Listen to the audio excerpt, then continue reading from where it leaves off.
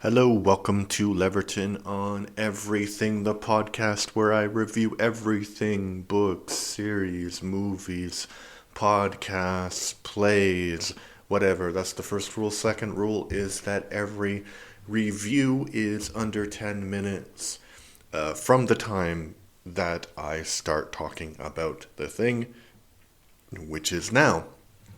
So, I'm going to talk about Invincible, the animated series about superheroes. Um, it's very violent.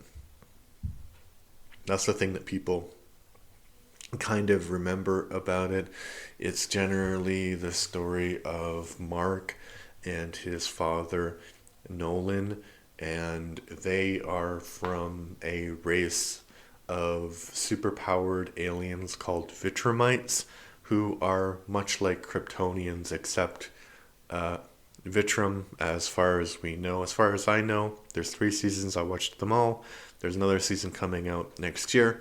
As far as we know, Vitram still exists, the planet. I don't know how in details I can go into the plot because it is there are some twists. Probably, if you have heard about it, you're aware of the big twist. But there are other things that maybe it's best to let you actually watch. Um, yeah, but people talk about two things: uh, the animation and the violence. And I want to talk about the third, which is the comedy.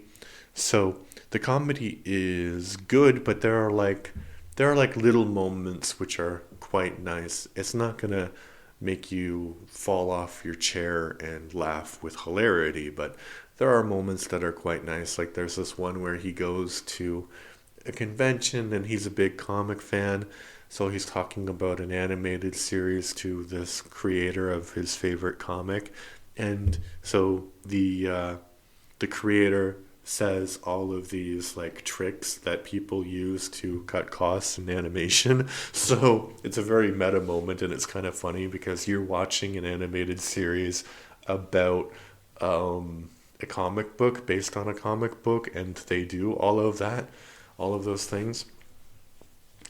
People say that the animation is not as good as other things, and I don't know. I think that they wanted to keep the sort of style of the comic, and that's what the comic looks like.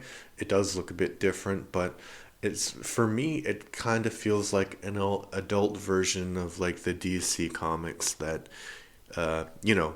maybe cartoons that were in the 90s, like Batman the Animated Series, those kind of things. That kind of style, although not as stylistic, if that makes any sense. So when you're watching it, you clearly know it's about superheroes. That's what the animation is for. The other thing is connected to the violence, and it is incredibly violent. But I think, and this is one of the where the violence, I mean, obviously is there just to be gratuitous, um, but it does make sense from the story. So it's violent because these Vitramites, I compared them to Kryptonians earlier, like Superman, but they are super powerful. They're the most powerful beings in their world and in their universe, but they're not Kryptonians, right? They're not even a Homelander because Homelander and Kryptonians have laser vision. They can they have like an offensive weapon where they don't need to get into close to you, right? But Vitramites, they don't have lasers coming out of their eyes. They're just super strong and invulnerable to attack. I mean, they're not even invulnerable, right? So Superman's not going to get cut by anything, but Vitramites can. So because of those two things, no laser vision and uh, you know susceptibility to, if the attack is strong enough, they can be hurt. There is a lot of like blood and carnage, uh, and that filters down into all of the other characters. So when superheroes die, they usually like really graphic things, and um, I I think that the animated series also deals with the fact that all of these like big battles of superheroes have consequences. And I think that's kind of a reaction to the Man of Steel movie where, they had the fight in the middle of the city and thousands of people probably died. And so it was treated as nothing. And later on in the series, the DCEU, they talk about it, but not in uh, not in that movie. So the violence kind of makes sense. It is over the top, yes. Uh, would I recommend it? Yeah, I think so. I think the interesting thing is not the violence. The interesting thing is actually the story that's being told, and the whole thing. Like, if you were gonna ask me what is the story about, I would say it's all about responsibility and consequences, right? So every responsibility that you have in life has a consequence. So you have a responsibility to go to work, the consequence, you have to wake up, you have to take a shower, you have to smell nice, you have to iron stuff, you know.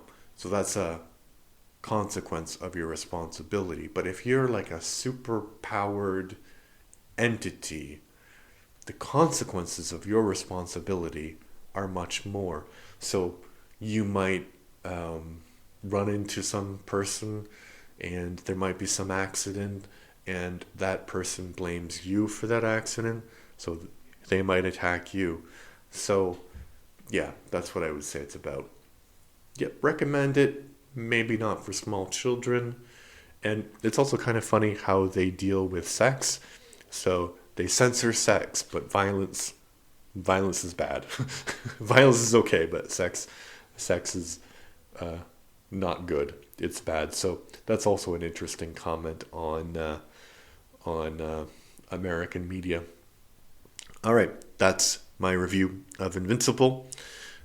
And please check out my son Jake's podcast, the Everything and More Etc. podcast. I'm on there as well, and we talk about animated series for the first season. We go into much greater detail than this format allows. Thank you and bye.